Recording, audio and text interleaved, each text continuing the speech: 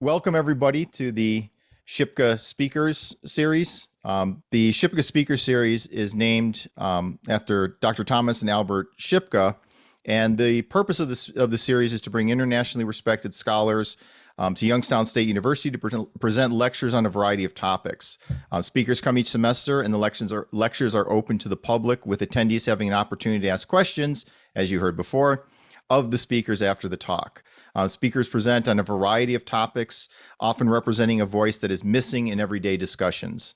The Department of Philosophy and Religious Studies is thankful to Dr. Thomas Shipka and the Philosophy Circle. The Philosophy Circle is made up of graduates and other members of the community that support the role of philosophy and religious studies in society, for their longtime contributions in support of the Dr. Thomas and Albert J. Shipka Memorial Speakers Fund, which pays for this lecture. So with that, I'm going to turn it over to Dr. Robin Geyer to do some introductions. All right, thank you. I am Dr. Robin Geyer. I serve as a full-time lecturer of philosophy in the Department of Humanities and Social Sciences here at Youngstown State University. It is truly my pleasure and honor to introduce to you tonight Pete Early. Early is best known for his nonfiction book, Crazy, A Father's Search Through America's Mental Health Madness, which was one of 2 finalists for the 2007 Pulitzer Prize. His book has won awards from the American Psychiatric Association, the National Alliance on Mental Illness, Mental Health America, and prompted CNN to name him one of the nation's top mental wellness warriors. Early has testified 5 times before the U.S. Congress about the need for mental health reform and has spoken in 49 states and 5 foreign countries. He serves on the Mental Health Advisory Panel and advises Congress, writes a weekly mental health blog, and is a regular contributor to the Washington Post editorial page about mental health issues. He is author of 21 books, including 5 national bestsellers. In a Washington Magazine cover story entitled Top Journalist, Washington's Media Elite, he was described as one of a handful of journalists in America who, quote, have the power to introduce new ideas and give them currency, unquote. So please help me to virtually welcome Pete Early. Thank you so much for inviting me to speak with you about my journey with my son. I am the parent of an adult son with a serious mental illness. What does that feel like? What does that mean? It means I know what it is like to have a stranger inside my son's body, to see a young man whom I've loved and nurtured from the moment he was born become someone whose face I recognize, but whose personality is completely alien to me. What does it mean? It means I am the subject of whispers. What kind of a parent has a child who is seriously mentally ill? Is it in the genes or my parenting, bad parenting? After all, the apple doesn't fall far from the tree, or as one mental health professional told me before he knew my son was sick, if the kid's mentally ill, so are his parents. What does it mean? It means I have been forced to call the police when my son has become violent. It means I have watched the police stun him with a taser. It means I have watched my son being handcuffed, put into a police squad car, and taken to a station where I've watched him lying on his belly with his hands and legs chained together, hogtied, while he's being mocked by 2 officers who thought it was hilarious to taunt him by asking questions about his delusions that he was on a mission from God to save Natalie Portman. What does it mean? It means having his brothers and sisters and other relatives suggest that I am enabling his behavior, coddling him by not letting him, as they describe it, hit rock bottom. It means being judged by your own family and closest friends. What does it mean to be a parent of an adult son with a serious mental illness? It means having lawyers appointed to represent my son's civil rights at an involuntary commitment hearing. People who don't know anything about him, fighting to keep him from being hospitalized, telling me that I am a horrible parent for wanting to get him into a hospital, and then rushing away moments after they have kept him free, leaving me to deal with the now angry, psychotic son who has no one to care for him except for me. What does it mean to be the parent of an adult son with a serious mental illness? It means spending countless hours trying to convince your son that he is sick because, in my son's case, medication helps him. And finally getting him to take medication and spending months just getting that right cocktail, only to have a new insurance carrier change his medication to something cheaper or even worse. Having a psychiatrist who has only talked to him for 10 minutes announce that he shouldn't be on any medication, that all antipsychotics are placebos. What does it mean? It means having your heart broken as you hold your sobbing adult son in your arms like a baby, listening to him talk about how he wants to be normal, just like everyone else, when everyone else is telling him that he is not normal, that he is not welcome to rent an apartment, that no one wants to hire him even though he has a college education, that no one wants to date him, or even worse, to be his friend. I know all these feelings because I've experienced them with my adult son, Kevin. My first hint that something was wrong happened when Kevin was in college studying art in Brooklyn at the Pratt Institute. We talked every Sunday since I live 4 hours away in a Washington, D.C. suburb. "Dad, food doesn't taste good." "What?" I said.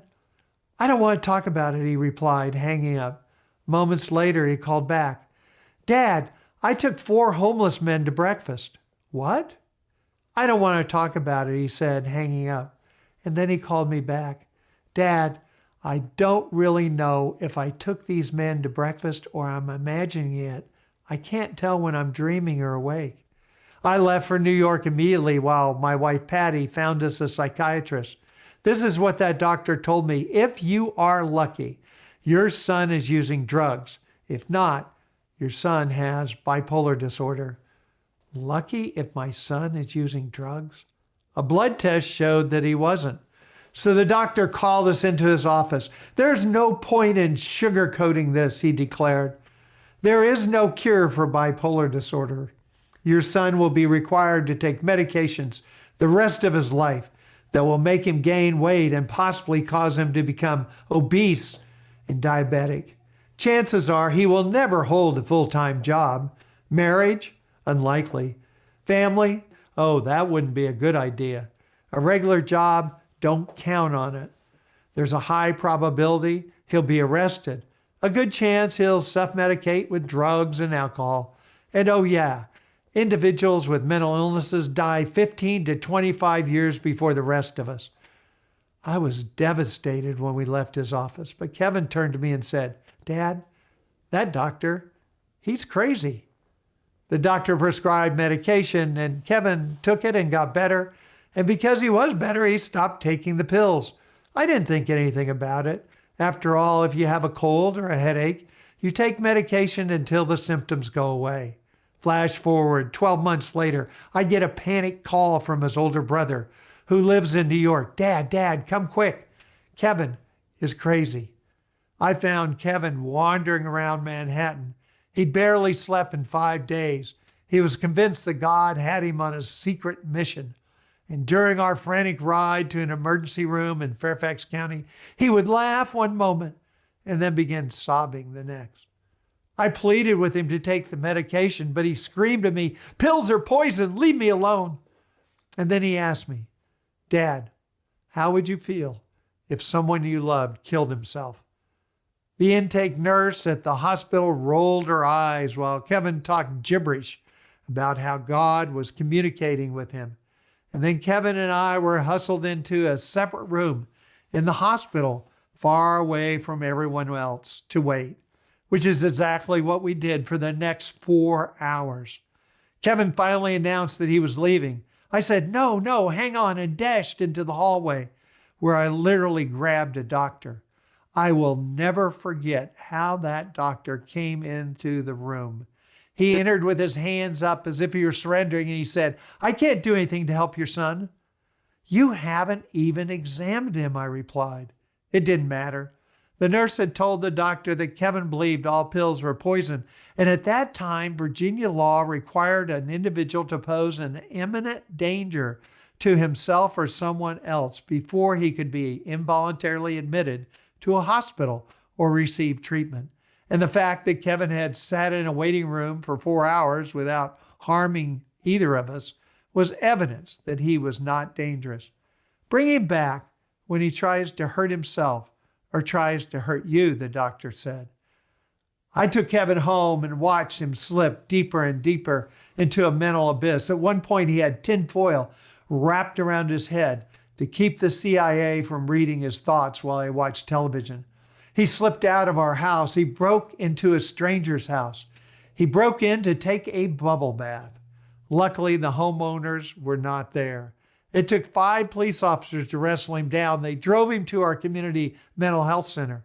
And when I got there, a police officer was waiting outside and he stopped me. He said, "Even though your son has told us that he has been diagnosed with bipolar disorder, even though he has stopped taking his medication, even though he's been picked up in a stranger's house taking a bubble bath, even though he's clearly delusional, unless you go inside and you tell that psychiatrist that your son's threatened to kill you, he will not be deemed in imminent danger and he will be taken to jail. And you don't want that." "But he hasn't threatened to kill me," I said. The officer gave me an exasperated look and walked away. So I tell you this with no pride because it deeply harmed my relationship with my son. I went inside and I lied. I said my son had threatened to kill me, and that was good enough to get him taken to a hospital where he voluntarily committed himself during a hearing the next morning. But our problems were far from over. 24 hours after Kevin was admitted, his hospital psychiatrist called and said, "Your insurance company is demanding that we discharge him. It's not going to pay for his treatment because it doesn't consider Kevin a danger." I called that insurance company, but got nowhere until I happened to mention that I was a former Washington Post reporter. Happened to mention I was a friend of Mike Wallace of 60 Minutes. I called Mike Wallace, and he called that company. Can you imagine getting that call? "Hello, this is Mike Wallace with 60 Minutes. Why is Peter Lee's son being discharged?" My son was allowed to stay in the hospital psychiatric unit for a record-breaking 14 days.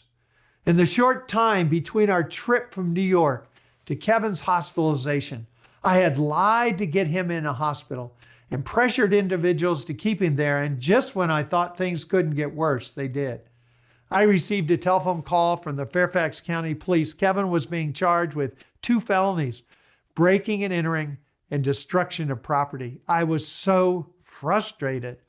My son had become one of the 2.2 million Americans in our country with serious mental illnesses who are arrested each year and booked into our jails and prisons. One of the 367,000 Americans with schizophrenia and bipolar disorder who are in our jails and prisons. One of the 1 million on probation. A judge put Kevin on probation for 2 years, and during that time, he did fantastic. He took his medication, and they helped him. But as soon as his probation ended, he stopped taking his medication. I could tell where this was going, so I decided to take matters into my own hands. First, I tried logic. I drew a line down the center of a legal pad and said to Kevin, "Look, on this side of the line is when you're doing well. And on this other side of the line is when you're psychotic and not doing well. Look, on the well side is when you're taking your medication. And on the other side is when you're not." Well, I learned you can't argue logic to someone who isn't thinking logically.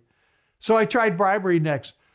"I'll pay you $50 a week if you take your pills." He looked at me and said, "I'm not a prostitute." I tried duplicity next. I ground up his medication and put it in his breakfast cereal, and I discovered that Depakote floats, and he was furious when he caught me. Finally, I tried the golden rule. He who owns the gold rules. Take your medication or you can't live with me. He uttered a profanity and moved in with my ex-wife. I was no match for his mental illness, so I decided to do a preemptive strike. I'd call in professionals. Fairfax County has a mobile crisis response team, and I called it. "My son is off his medication. I need your help." "Is he dangerous?" the dispatcher asked. No, but let me tell you what happened last time. That doesn't matter. You can't judge him on his past. We have one mobile crisis responses team to serve 1.5 million residents. Call us back between the hours of 8 to 5 when he becomes dangerous. The night Kevin became violent, the night I didn't have to lie, I called, please come, my son is violent. Wait, is he dangerous or violent? He's violent. Oh, we don't come if someone's violent. You call the police. Well, the police came and they shot Kevin twice with a taser. Once again, he was hospitalized and I was frustrated and angry. How could this be happening? Well, the last time Kevin got sick was on a Thanksgiving day, and he knew I could tell he was slipping and he was afraid I'd call the police. So he bolted out of our house and he jumped in his car and he sped away. And I called and called and called and he finally answered. Where are you going? I asked. Heaven, he said. That was not reassuring. He got as far as North Carolina before he ran out of gas and called me. I said, I'll come get you. He said, no, Dad, don't come. I told him to go get gas. I'd give him a credit card. And he said, no, Dad, no, you don't understand. Voices in his head were telling him that if he stepped out of that car in North Carolina, he would die. Now, we all know that that's ridiculous and he wouldn't have died. But how do you know you're watching and listening to me right now? You know because your brain is telling you. And if your brain told you that all of us would die the moment I stopped speaking, well, this would be an awfully long speech. So I did what no father should do. I arranged for him to get gas. And he drove completely psychotic up I-95 going off the highway twice. By this time, I had interviewed Tom Insel, the former head of the National Institutes of Mental Health. And he had told me, you got to get them involved in their own care. What you want to do is to be able to join the person in the world that they are in at the same time that you help identify the healthy part of their functioning. So you can say to them, what is it you're trying to accomplish? And how can we help get you there? When Kevin got home, I said, look, I'm tired of being your parent. I want to be your partner. How can we work on this together? I know something's wrong, Kevin said. There's a safe house. I heard about it, a place where I can go and spend the night and think. So I took him there. Well, that night, he got up, took off all his clothes because we all know that taking off your clothes makes you invisible, and he walked out. But listen to what happened this time. This time, a crisis intervention team trained police officer, taught to recognize mental illnesses, saw him and said, hey, this isn't safe. Let's go to an emergency room and get you checked out. Don't handcuff me, Kevin said. The last time I got handcuffed, I got shot with a taser because I ran away. I'm not a criminal. Well, the officer used his discretion and he didn't cuff Kevin. Then the officer said, what kind of music do you like? Oh, I like rap. So the officer turned his radio to a rap station. He called my son by his name. He treated him with kindness and respect. And we now know that even when you're psychotic, you can tell when someone is treating you with respect and listening to you. When they got to the hospital, my son thanked the officer and said, wow, this is better than a cab ride. The officer didn't leave. He stayed. And when the doctor said, well, he's not dangerous, the officer said, oh, really, doctor? What if I drop him off naked on your front lawn? The doctor admitted him. And this time, Kevin wasn't simply held for 24 hours and shoved out the door. Instead, he got a fabulous case manager who met with us as a family and listened to us. She arranged for him to see a psychiatrist who met with us as a family and actually listened to Kevin and us. Do you know, of my son's 7 psychiatrists, only 2 have bothered to learn anything about him except his symptoms? And that's because they know they're only going to get paid for 15-minute med checks, so they hustle people out the door. But treating the mind also requires treating the heart. The doctor prescribed pills with fewer side effects. He listened to Kevin. And then Kevin's case manager said, "You shouldn't be living with your father. It's not good for you." I had a big house and I thought that was ridiculous. But she was right. She moved Kevin into an apartment, housing first, with 2 other men with schizophrenia, and told him that he would have to pay 30% of his income for rent and begin seeing a treatment team. Having his own place showed him respect, demanded responsibility, and offered him self-pride. Then she said to him, "Kevin, what do you want to do?" "What can I do? I have a mental illness." "Knock it off," she told him. "Control the illness. Don't let it control you." So he got a job. He was the guy at Home Depot who collected carts and helped people load them. And he soon became depressed. All of his peers from college had gotten married. They were working at good, high-paying jobs, and they had kids of their own. And one day, one of his therapists came in to buy some products, and my son was helping him load his car, and he said, "Kevin, you're doing well." And Kevin thought the therapist was mocking him. And he said, "No, Kevin, no, you are. If your friends had been through what you've been through, where would they be now?" And he invited Kevin to speak to his therapy group. And Kevin went. And he did. He gave them hope.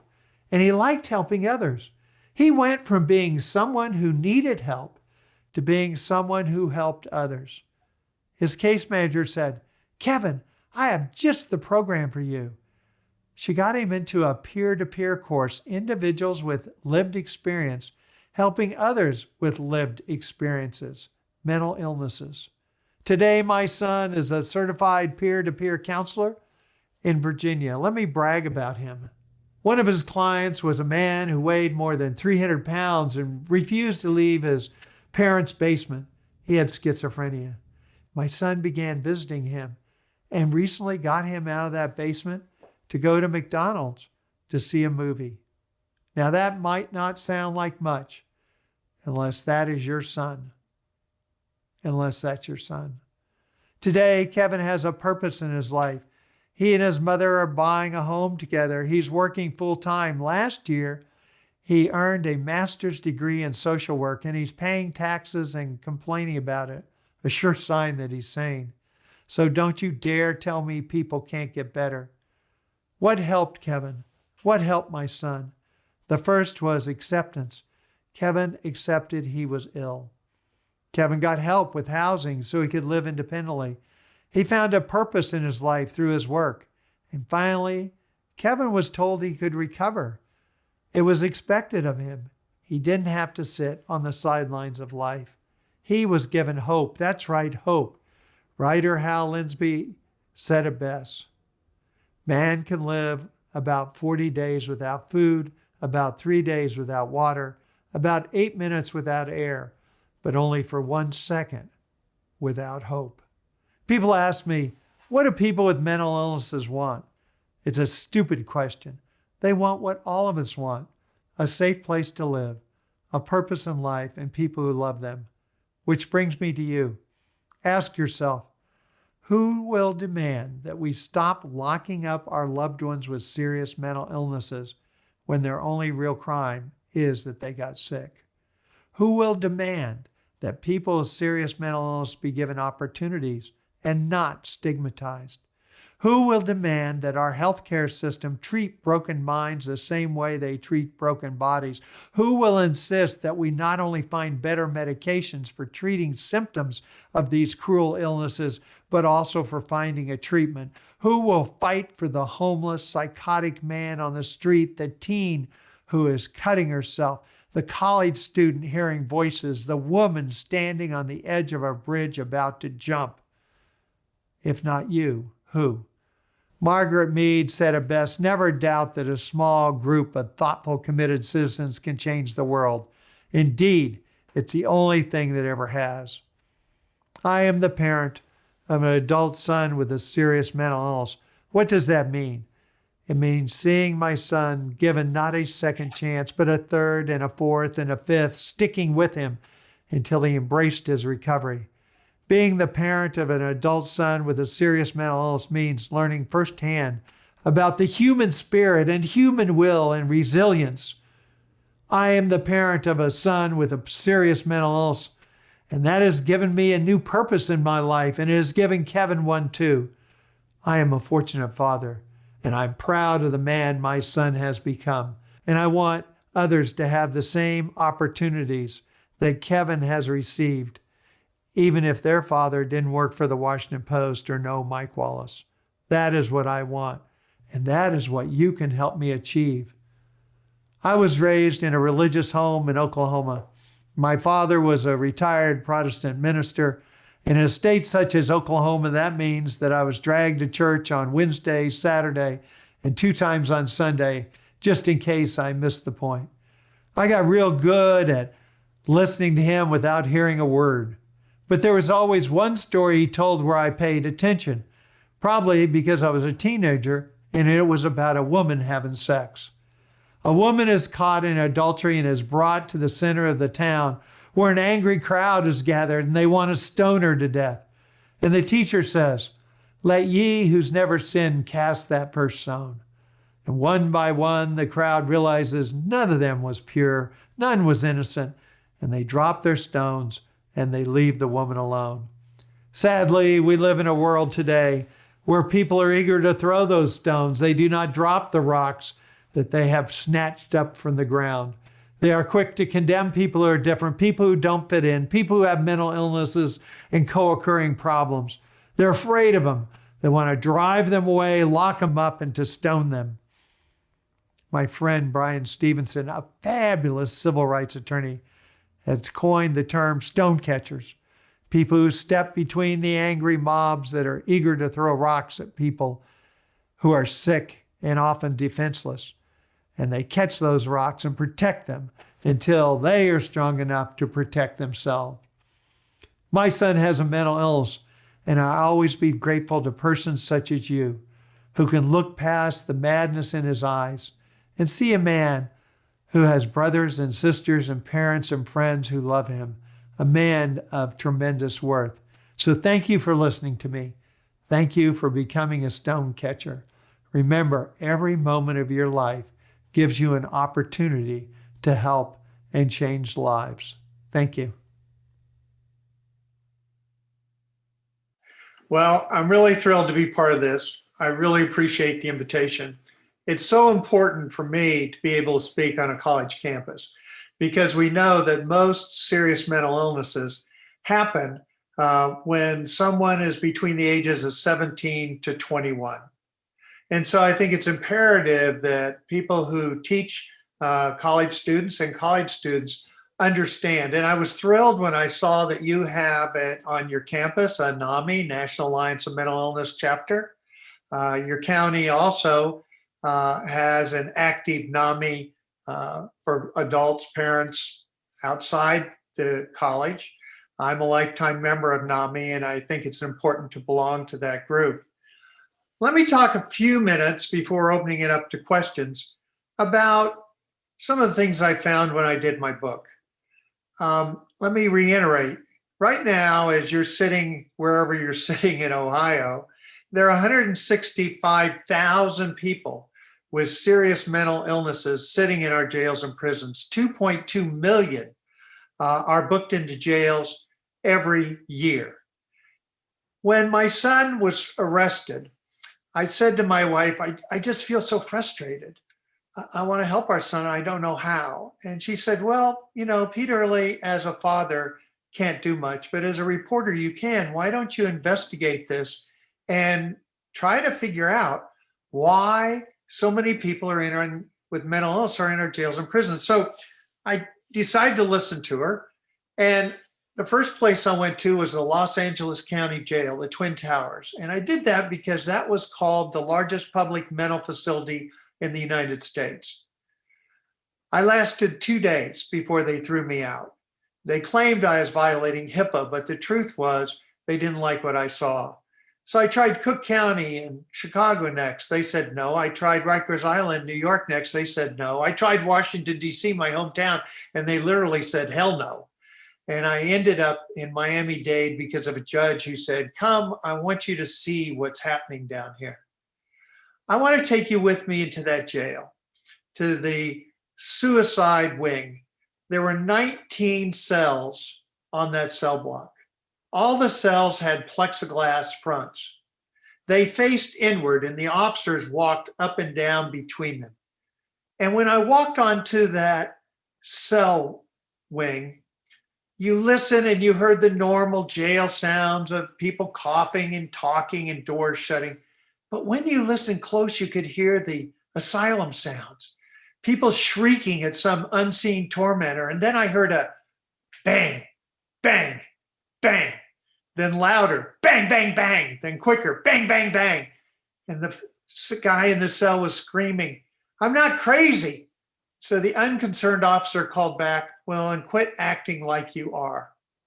These cells had men in them completely naked with nothing else in that cell. Cells built for 2 people that had up to 6.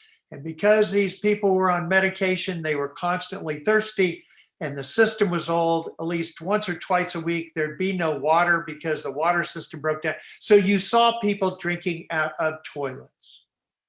I thought when I was there that the reason the officers told me they called it the forgotten floor was because it held people with mental illness. But no, it also applied to them.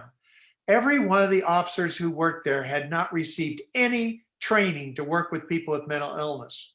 None. And all of them admitted to me, I was there for 10 months, all of them admitted to me that they were troublesome employees. Their bosses wanted to get rid of them, so they assigned them to work with the crazies in hopes they'd quit.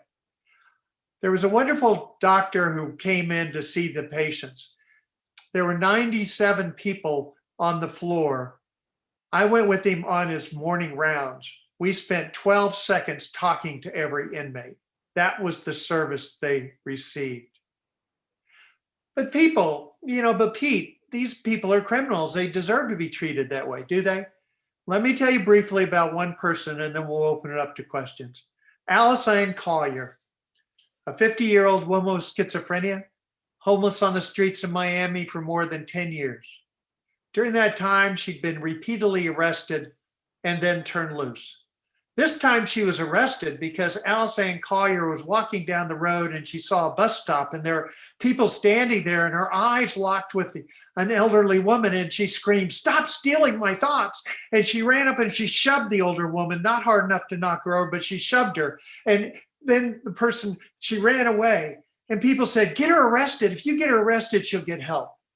Well, that's not what happened to Alice Ann Collier. Florida takes crimes against the elderly very seriously. A prosecutor can charge nearly any crime against someone older than 55 as a felony. And Alice Ann Collier was charged with a felony.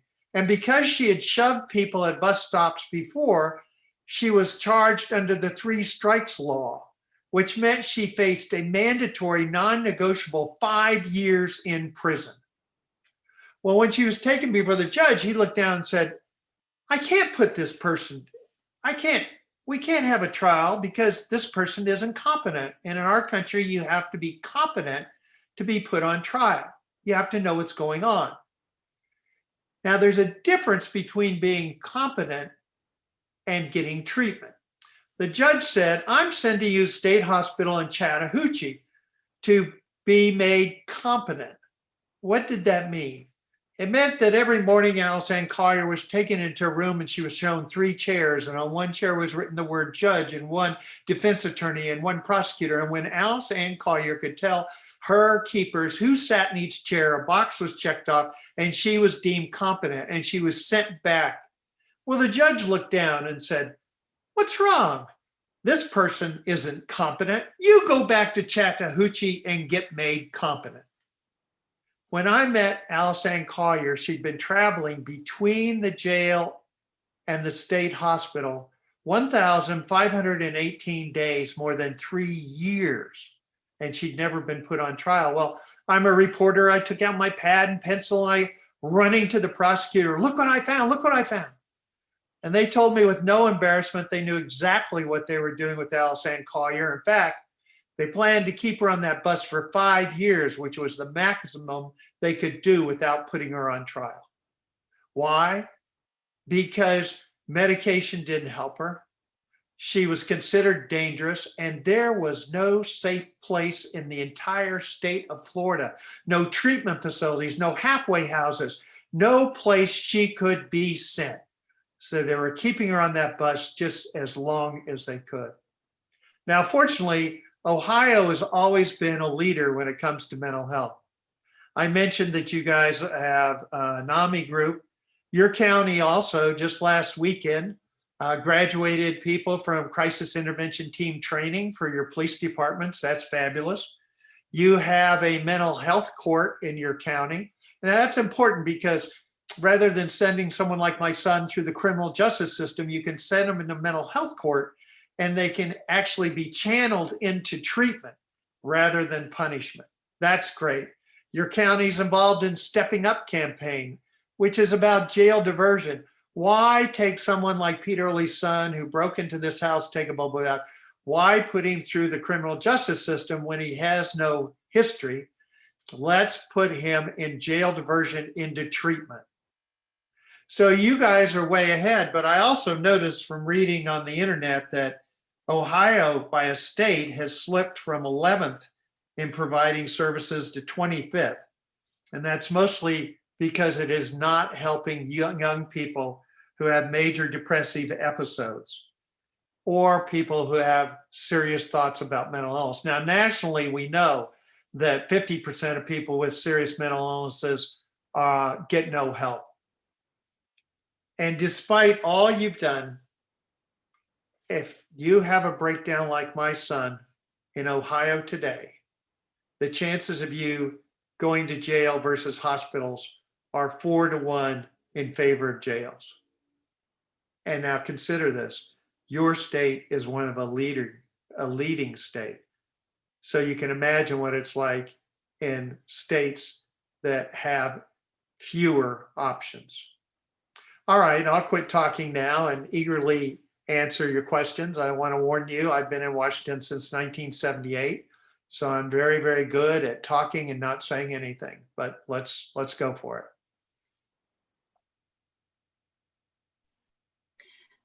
Yeah, I'll ask a question if I may. I really am curious when you said that you had to lie to get your son treatment. So obviously one of the big ethical issues involved in mental health is involuntary treatment. And so I kind of have a two-part question. The first part is, since your book was written about 15 years ago now, do you think that, like, what is the current status, I guess, on that? And how do you think that should be changed? Because obviously that did put you in a really sort of odd situation with your son. So, yeah. The philosophy department, I love it. I love it. Well, not much has changed. You can visit a site called the Treatment Advocacy Center, which lists all of the different laws in the states. But Ohio and other states, because of, look, when you involuntarily commit someone, you are taking away their right to freedom. That transfers it into a legal issue. So how do you define when you're going to do that? Now, in our country, we've come down through various cases to dangerousness. States try to get around this because, quite frankly, it hasn't worked. Why hasn't it worked? Because you can't predict when somebody's going to be dangerous. I can tell you of parents who were driving from a psychiatrist across the Brooklyn Bridge, and their kid had done great, and everything seemed fine. He opened the door and jumped off the bridge. You can't define dangerousness. So you have an arbitrary standard. Now, states have been trying to get around this. They'll say unable to care for self or others, or they'll say gravely disabled. The problem is that the dangerous criteria remains the number one criteria, whether people want to admit it or not. And that's because, and I'm sure if you took a poll on your campus with your students and you said, look, do you think it's right for somebody just to come in and say, we're going to pick you up and put you in a mental hospital because we consider you to have a mental illness? Everyone would say no. If you say, should a parent be able to put their kid in a mental hospital? They're going to say, hell no.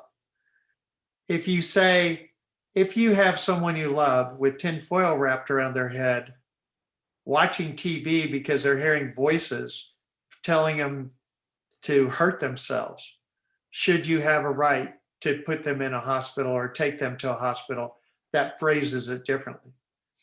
So, I don't want to get into the legalities. I'm not an attorney, but we do make exceptions when it comes to people with Down syndrome. We do make exceptions, like my father, with someone who has dementia. We say that the state has a right to step in. The problem with mental health is we don't have a blood test. We don't have some kind of way to say, look at this. He has bipolar disorder. He has schizophrenia. My son has been diagnosed with bipolar disorder, schizophrenia, schizoaffective disorder, pre-schizophrenia. The problem is you are asking someone who's sick to tell you what's wrong with them at a moment in time. Why is that important? Because you're going to prescribe a medication that you hope the person takes, you can't require them, that may affect one of my sons, and then I'll get back to your other question. One of my son's first doctors gave medication that caused him, he couldn't tell whether he was dreaming or awake, and he closed his eyes while driving and ran into a car. These are really powerful medication. But to answer your question, how do I feel about it? After I did my book, I spent 6 months on the street with the homeless in DC. I warned you, I can talk a lot. One of the persons I saw had gone up to Atlantic City and gambled away all his money. Another person who was homeless seemed perfectly fine. In fact, he was an ex-professor. And till he started talking about the masers. The masers are the CIA signals reading your mind. The third person I saw was under a bridge. He had not bathed in months. His skin had sores on it. He did not know what day it was. Now, all three of those people had a mental illness, bipolar disorder. Would I put all three of them immediately in a state hospital? Of course not. The one who has a gambling problem, you want to talk to him, try to find a way to reach him. And the second one, you want to try to do the same thing, a soft approach. The third one who's on that street would have picked him up and put him in a hospital. Why? Because if that had been my son, that's what I'd want to do. So I think it's an individual. You have to meet the persons where they are. And I think in all three of those examples, the first step would have given them housing. Give them a safe place so they're off the street. Then you can backdoor services in. So it's a great philosophical question. When do you step in? I think the answer to that as a parent is going to be different than if you ask that to my son. And as a parent, I can tell you that I think the dangerous criteria is a fool's criteria. So I'd avoid your question or at least get around it. No, that's helpful. Thank you. I got others, but I'll let other people ask questions. I know you've invited me, so you have to come up with all the questions. Yeah, I guess so. Robin stole my real question, which was, very similar. If given that the danger criterion is, I think, designed to make sure that people aren't incarcerated or put, sort of locked up in a way against their will, just because we don't feel like dealing with them, or, you described it in a certain way. Obviously it's about your son, right? That is it okay to lock up that person and involuntarily commit, hospitalize that person? And actually the story on the video where you're asked, you need to go tell this person that he threatened to kill you. And so, there's all sorts of things that people, sorry, that's my phone being stupid. So there's all sorts of things that people could say, that are stories that, they're frustrated. So they're just going to say all sorts of different things, or maybe even if they're trying to, I can even imagine, and this is the philosopher in me coming up with counterexamples. I can think of parents just trying to, put their kids in their place or something. And so they come up with something. So, those sorts of rules are designed for a particular purpose. But even if we say, okay, the danger criterion is insufficient, and it seems clearly to be insufficient. Like that's not my real issue. But you're in a particular privileged position, and I think you acknowledge that. And you have so you worked for the Washington Post. You can say, I used to work for the Washington Post. You can have Mike Wallace call on your behalf. Those are things that I can't do, for example, and I'm in a privileged position, right? And so, I guess I'm kind of curious as to how much, in terms of resources, are we talking about here to, obviously we need more resources. There's no question about that particular claim, but what are we talking about here to get to a solution where we can actually give that individual attention, to kind of be able to take it, one family at a time. I mean, the fact that you got this caseworker who was able to help you out like that, that's not something that everybody, it sounds like you went through a lot of doctors, right, before you got to that point. So, what kind of increase in resources is needed, and how likely you think is that to?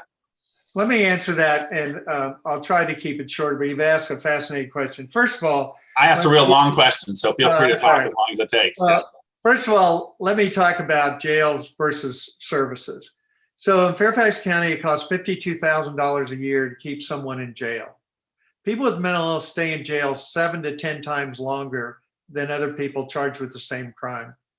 For half that $52,000, you could provide them with housing first, and you could provide them with a care team, an intensive treatment team. So we're really spending money, but we're wasting it. And that's what the Stepping Up initiative is all about, getting people out to. I'm for zero intercept. And what that means is I don't want the cops involved. I think we should try to keep the police out of it. I think we should keep emergency rooms out. Now, let me address something else, because so what happened is in the 60s, we had One Flew Over the Cuckoo's Nest, and we had these horrible institutions. If you read my book, you'll read these horrible stories. This is in the 80s and even 90s, okay? I know that's ancient for students, but 80s and 90s. We had state institutions in Florida that had no window coverings. The patients had no clothes. And when neighbors said, I'm tired of little Jimmy looking across the street and seeing some lady running around naked, the answer was to paint all the windows black. They took away everyone's clothes, and in the morning came in and just threw them down, and people literally fought over clothes. Toothbrushes were kept in a can, not individual. Women were not given feminine hygiene products because they thought they might do something wrong with them. I mean, this is the reality of state hospitals in those days. They're horrible. Now let's jump forward, though. State hospitals today we've closed so many of them that the only state hospitals that literally still are around are basically treating forensic patients. There are no beds. If you aren't charged with a serious crime, you probably will not get a bed. That's true in almost every state. Did you know, in kind of a side statistic here, and then I'll get back to state hospitals. The average wait time in an emergency room today for a non-threatening illness, if you go in and my stomach's killing me, is 4 hours. Hopefully in Ohio and Youngstown, it's much better.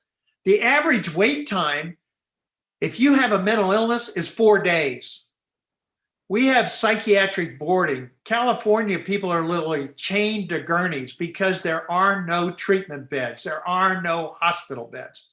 The average length of time that someone is involuntarily committed is 3 days. Unless you have such a serious mental illness, you are sent to a state hospital, and then it's 21 days. The average time it takes someone to reach their therapeutic level, depending on the medication they're given, is 2 weeks. So what you have is a revolving door where people jump in for 72 hours, they get them calm, and then they send them right back out, and then they repeat and come back in because they're not getting long-term helpful care. So we have to divorce ourselves. What happened in the 60s and 70s, and it's really a philosophical, is institution by itself a horrible thing? And we decided they were. I mean, basically that's what we said. I mean, so I'm not going to try to argue philosophy with you, but let me give you a different point of view. We didn't really close down all state hospitals.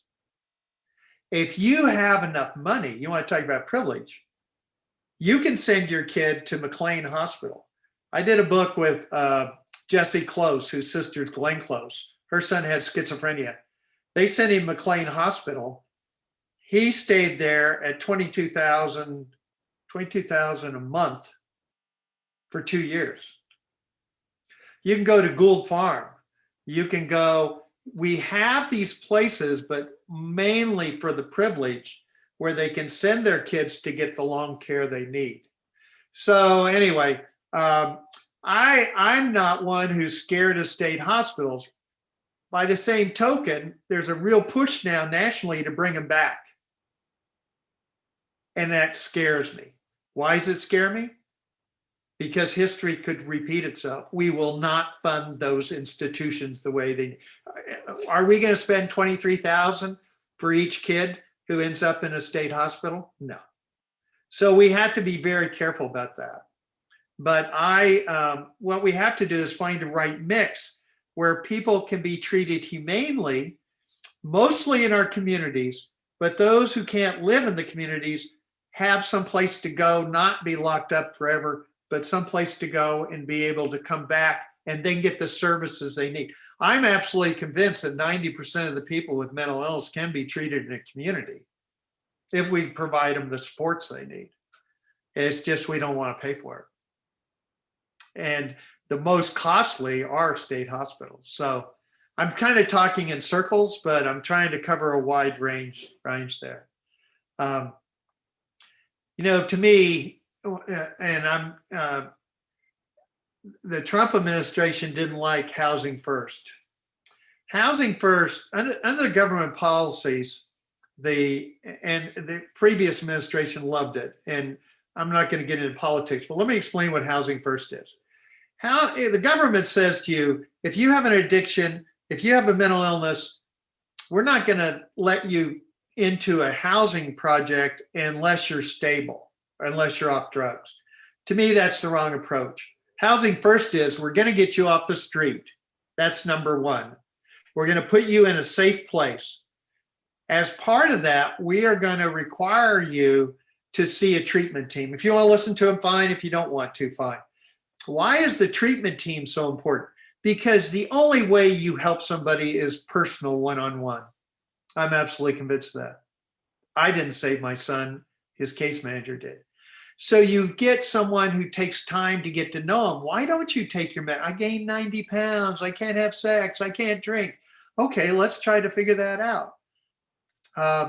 That to me is the solution, housing first. Now, it's not popular, and you have a Republican state. It's not popular because a lot of people say you're rewarding bad behavior. Why should I give you an apartment free to live in and you're a dope addict? So again, it's another philosophical type question. All right, I'll be quiet. So we have a question coming out of the chat room.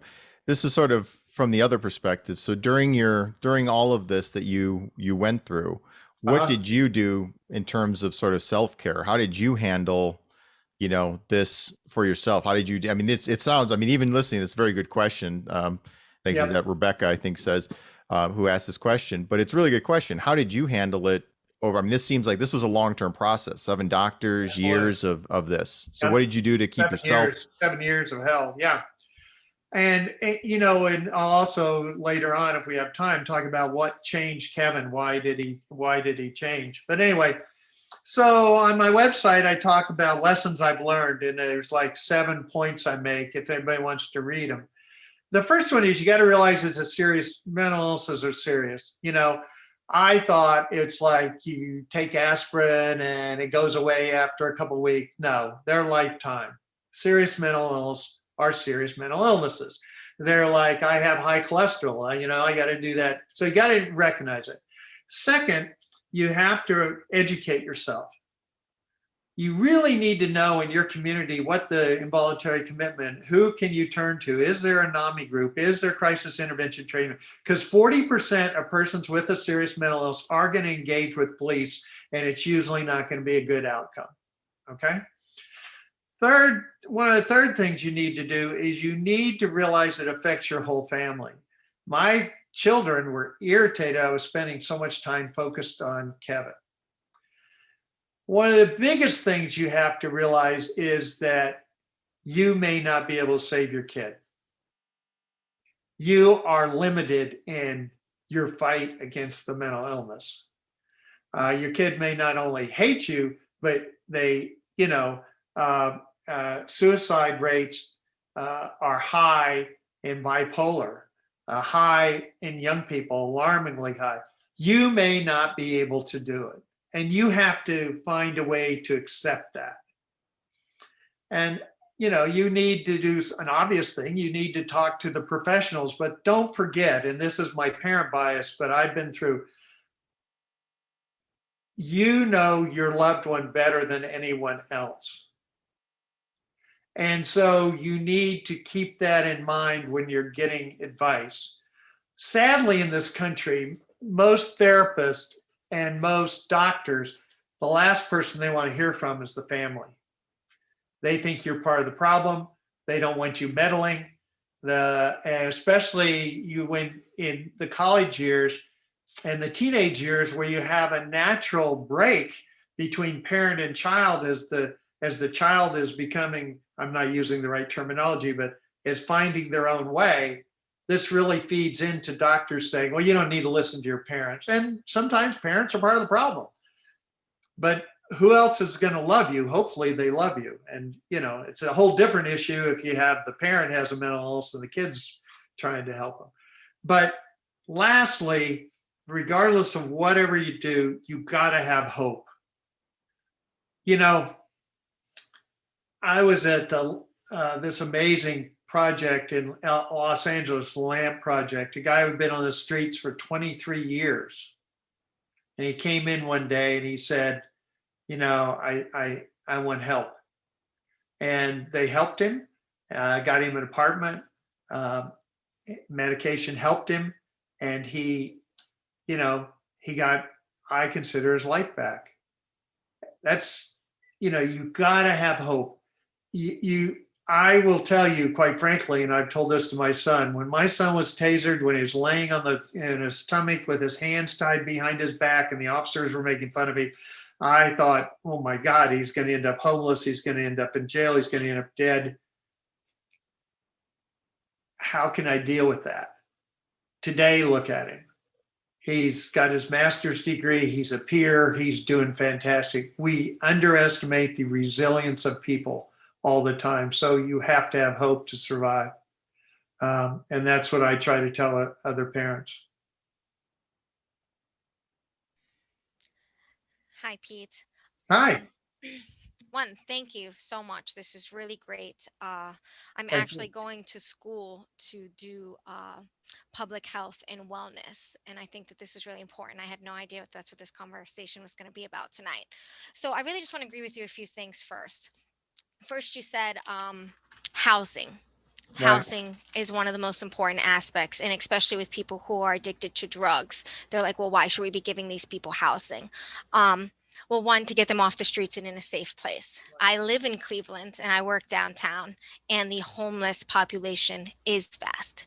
And everybody you do see has some form of mental illness. Right.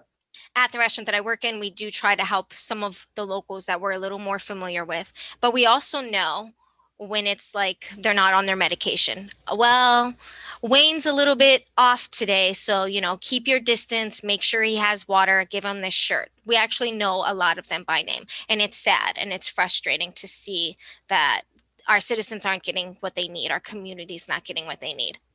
So I do agree that housing is the first step. Then we were talking about medication and the proper just psychological help when you and your family have went through multiple psychiatrists. My family is going through similar things with two members of my close family members. And it's frustrating because I feel like one of my relatives needs counseling more than once a month, and yet they get it once a month. And I'm like, once a month isn't Right. helping. And on Right. top of this once a month, then they're being overly medicated. He's on so many different medications. He has to take medications to overact the other medications. Right. Which is a real danger. And that's like a huge aspect. So somebody I'm extremely close with and I care about has sorry, your conversation was just That's really right. touching. And I think that he has induced psychosis. I think he might be Because of schizophrenic. medication. I had rumors that he messed around with like some bad acid. Right. So Right. I think it may have been induced by that, but it could just be a normal schizophrenia, but we don't know. Right. He's been in and out of jail, never been in trouble with the law before. In and out of jail now 3-4 times. And I've finally said, like, we have to do something, because if he ends up in a prison, that is not going to help him. So I finally convinced my mom to go to the court and try and plead with somebody. So she got to a point where they were like, well, we can't like involuntarily admit. So they tried to do a psychological evaluation, but this person I care about has to agree to it, and he won't agree to it. Right. Because something that you said, which is something I keep talking to my mom about, is you can't argue logic with someone who isn't logical. He does not comprehend that we are on his side. And it's so frustrating when he takes us as his enemies. And how do you help somebody like that? It becomes so frustrating to not have those resources. Like, how can you find that time to, like you said, you kind of did it with your son with the line on going on the one side and the other side. And it's just, we have so many people that have mental illnesses, and they're not getting it. They're being pushed into the jails. And unfortunately, I know the jail shouldn't be the first place, but when my close relative was getting in trouble, the only thing I could hope was that he would just go to jail. I'm like, God, just let him be in jail. And then he's in jail, and I'm like, well, I don't want him to end up in prison. I want him to get help. But I thought by being in jail, people would recognize something's not right. And they did, but not enough to help him. They recognized it enough to put him in solitary confinement. So, okay, so he's not going to be with anybody else because you find him a threat. The people in the court was like, this kid's crazy. And I'm like, oh, so you think he's crazy. So he's in solitary confinement. He's crazy, but he still isn't getting the help he needs. And how do we find that when those individuals are noticed enough that there's something wrong, but yet it seems that somewhere within the state, within the system, we still don't have that place to pull them out and get them help, which I think is what you were mentioning with that woman traveling back and forth. Everybody knew she needed help, but nobody had the resources to get the help. Well, first, thanks for sharing your story, and thank you for what you're doing, and especially where you're headed with this. I hear stories like this daily, and so know that you are not alone. This is we're in a mental health crisis across this nation. And you've hit on several aspects, important aspects of that. Where to start?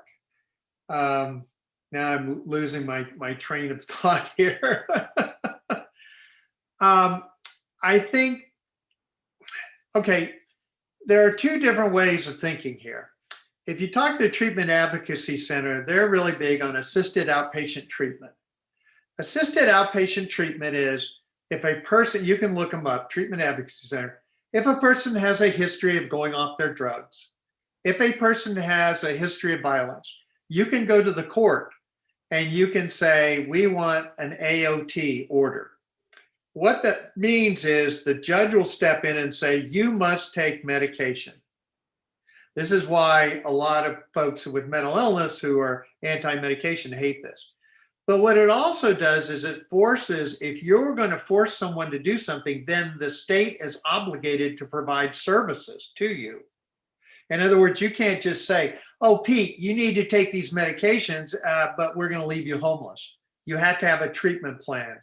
That's theoretically what AOT is all about. Very few judges like to do that, but I think AOT has a pretty active, or Ohio has a pretty AOT active program. As a parent, the hardest thing is recognizing that you need to partner with someone. It does no good to argue with if I were to give you advice, I'd say don't argue with the one you love. Try to get into their mind, like Tom Insel said, well, what do you think about this? And why don't you want to do this? And do you think, but listen, I spent 6 years trying to convince my son to take medication. And it was only when he woke up in a mental hospital and he looked around and he said, you know what? I've been arrested. I've been shot with a taser. I'm in the hospital for the 6th time. There was a moment of clarity. And he said, I definitely have a mental illness. And that was when he made the change. Why did he make the change? Because my oldest son was having our first grandchild, and they said, we're not going to have anything to do with you if you don't get your life together. And he just couldn't deny it anymore. So you got to look at, the big thing in mental health is they say, meet them where they are and try to get them. But so that's what I'd advise on that level. Try to see where they are. Why don't you want to take medication? What can we do to help you? What can we do to be your partner? I'd join a local NAMI group just to hear what other parents are doing, because there's a lot, it's kind of weird how people not only lie, but in Florida, there's an act called the Marchman Act. And it gets around the dangerous criteria. It's an interesting philosophical issue, because the Marchman Act says if you're taking drugs or you're having an alcohol problem, you are therefore dangerous. So we don't have to prove anything. We can put you into a program. A lot of people down there with kids who have mental health problems get them put in because of drugs and alcohol, and then they backdoor and say, hey, by the way, the real problem is mental health. But anyway, I'm getting off the subject.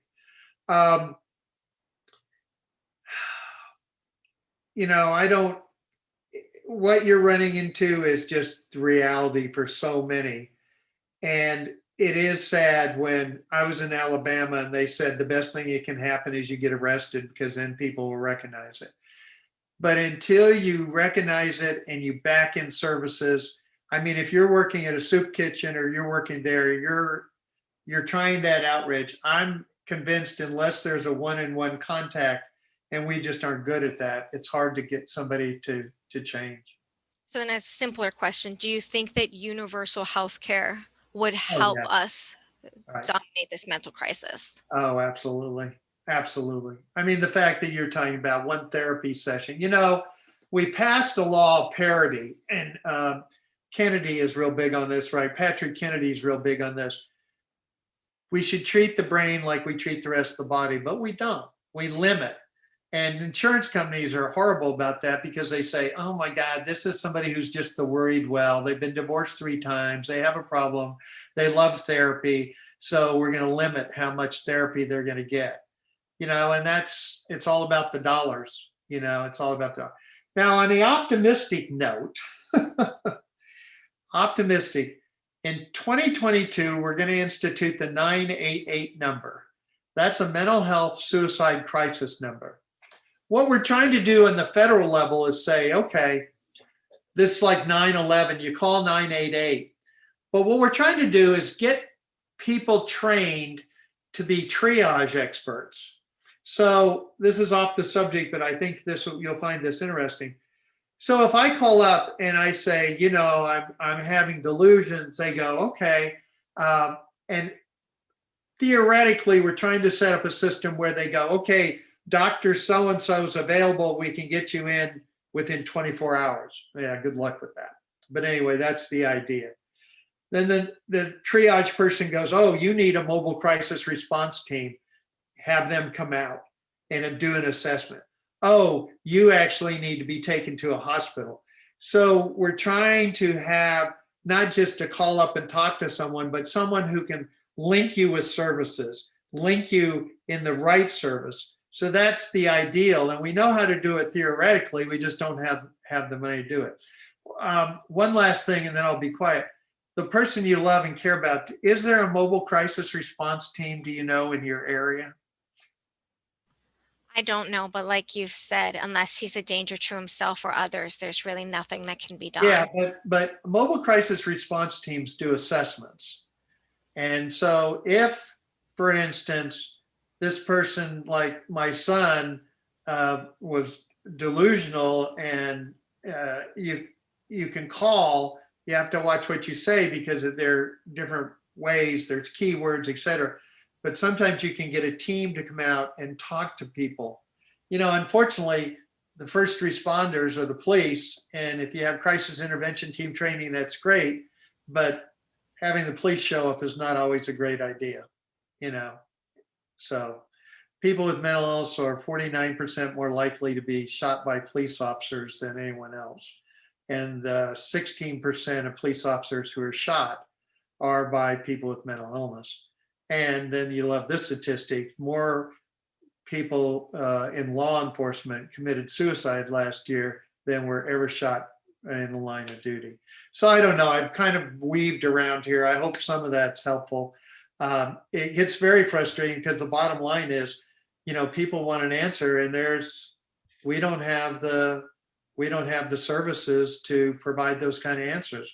We wait until a person falls so low, they either end up trying to hurt themselves, hurt someone else, and then we step in and throw a Band-Aid on it. And that's just the grim reality.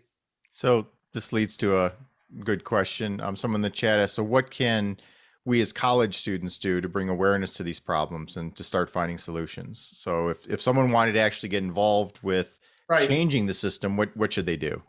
Well, I saw that you have a NAMI group on your campus, National Alliance of Mental Illness.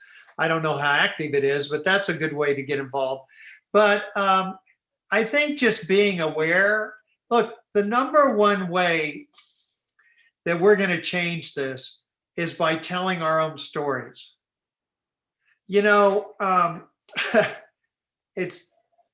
My book helped lead to legislation that changed mental health. What you'll find even in this chat is that people who are in distress want answers. They're interested in this, okay? Nobody walks into a bookstore and says, I want to buy Peter Lee's book, Crazy, unless they're already aware or they have an issue. We have to break out. We have to get the neighbor next door. And the way we do that is by sharing our own stories. So before he got run out of town for misusing travel expenses, Donald Trump's first Health and Human Services Secretary, former Senator, I'm looking at him, Tom Price, before he got run out of town, I was in a meeting with him and he said, the reason I care about this is a member of my church has a son who ended up killing someone. Every 1 in 4 Americans know someone or are involved with mental health. I always, here's another pet peeve of mine. So we like to say as advocates, 1 in 4 Americans have a mental health problem. at some time during their life. And if you look at SAMHSA or you look online, you'll see 1 in 4 Americans are dealing with a mental health crisis. Well, yes. Why is that? Because we have in the DSM, the diagnostic, over 300 different forms of mental health. And we love to keep expanding it because then we can get insurance. And then did you know that restless leg syndrome is considered a mental illness? Right. So I like to look at serious mental illness, and that's usually bipolar and schizophrenia and depression, And so that to me is we need to share our stories about how, like, for instance, my son went through that. And I think when people hear about the homeless, hear about that, that will make a difference. If you can put a human face on it, that makes a difference. One last thing, since my mind jumps around and you've been kind enough to ask me to do this, so I get to just shoot off my mouth. One of the things we're talking about right now that's a big issue in this country is encampments, which is what you were just talking about a few minutes ago. People are getting tired of seeing these tent cities. So what's the solution? Unfortunately, in most communities, the solution is not housing. It's lock them up, bulldoze the camps, and lock them up for trespassing. That's the number one thing, is let's lock them up and drive them out of town. The problem is we don't have enough housing in this country to meet the need, and it's going to take us years to get the kind of housing that we need. I mean, we just tried, I'm on a national housing board. We tried to build a building in San Francisco, arguably the most expensive place for housing in America. Just to build a 500 square foot apartment was $1 million per unit. So, we have to come up with new ways. I mean, people look around at the talent you have at your university and think about mental health in there, the criminal justice programs, but not only that, architecture, social services, almost everything in your life is tied to mental health. So I don't know. Get involved in NAMI, if you're involved in a church group, but mostly tell your own stories. The person who just asked me these questions, I mean, my heart goes out to you. Why? Because, Nicole, because you're sharing your story, and that matters.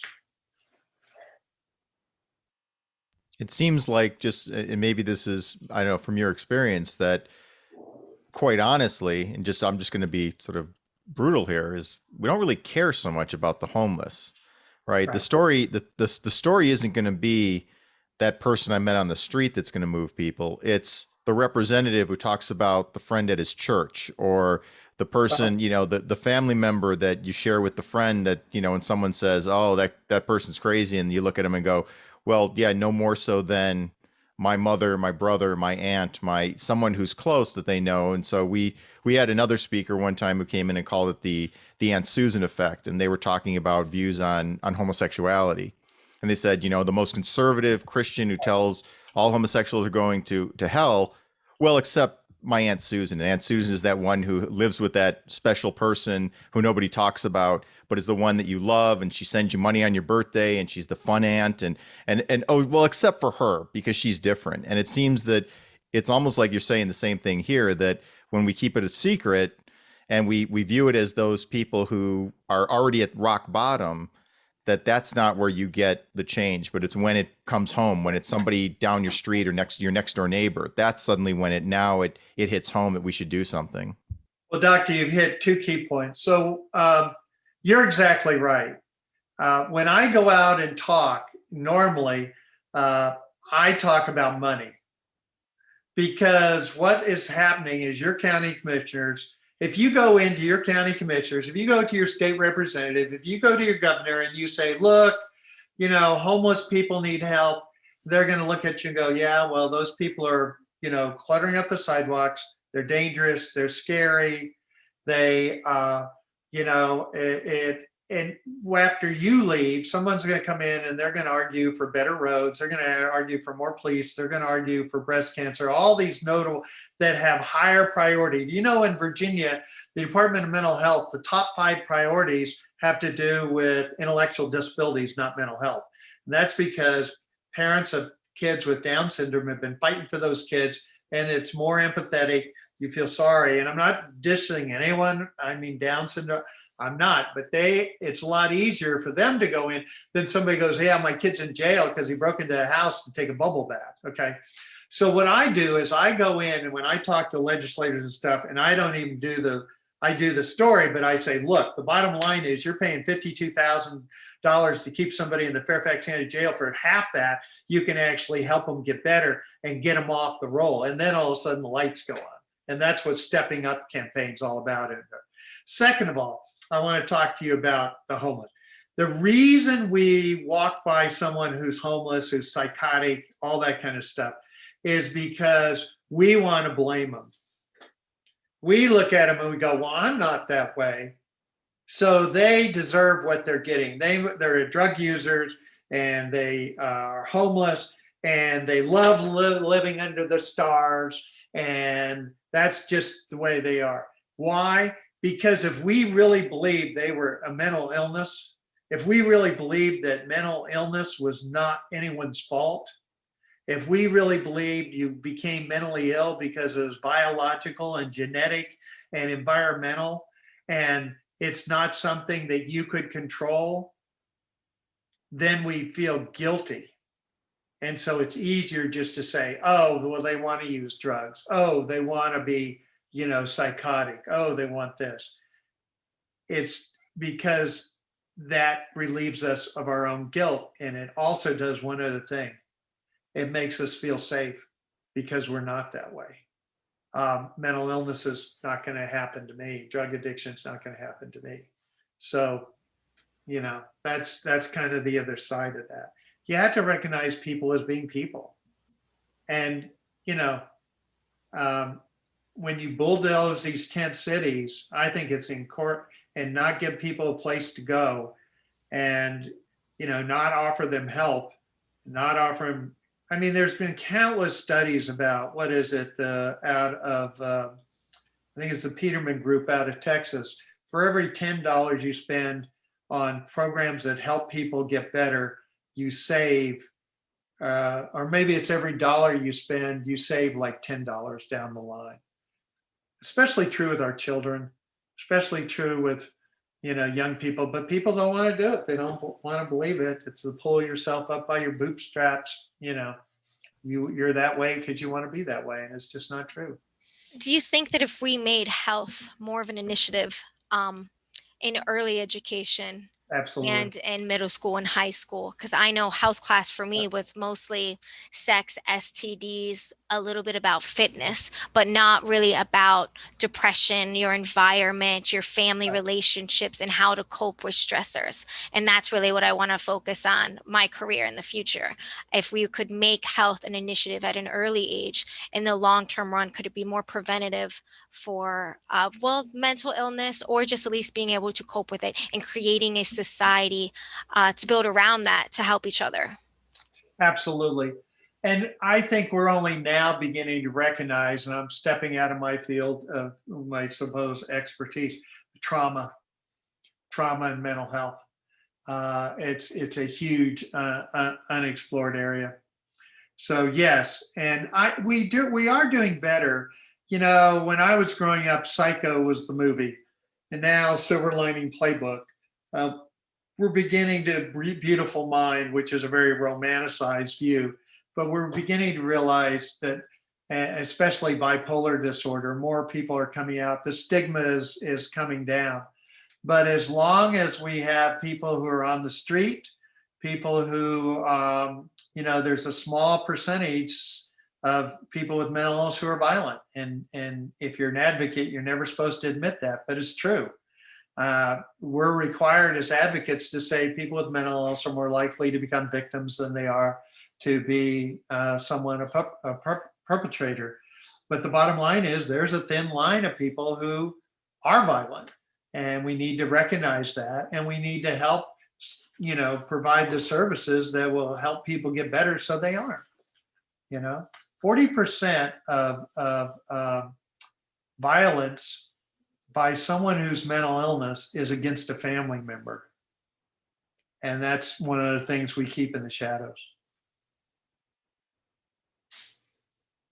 I don't know if we're coming to an end or not, but let me tell you a story.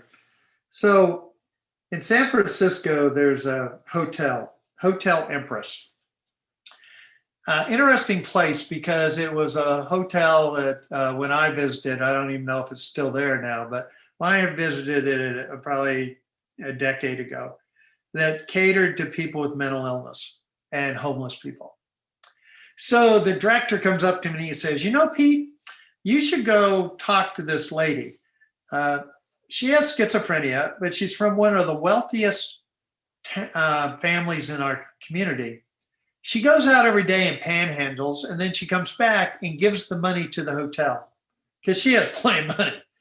Ask her why. So I went, I spent some time with her, and I talked to her, and I said, why do you panhandle when you have a family with millions of dollars? And she said, it's the only way people will talk to me. Now imagine being so desperate for a human connection that the only way to get someone to talk to you is by panhandling.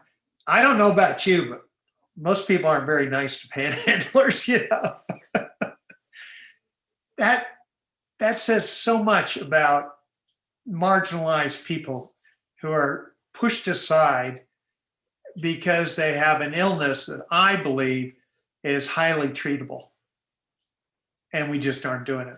There shouldn't be shame in having a mental illness. There should only be shame in not helping someone who does. That's my view.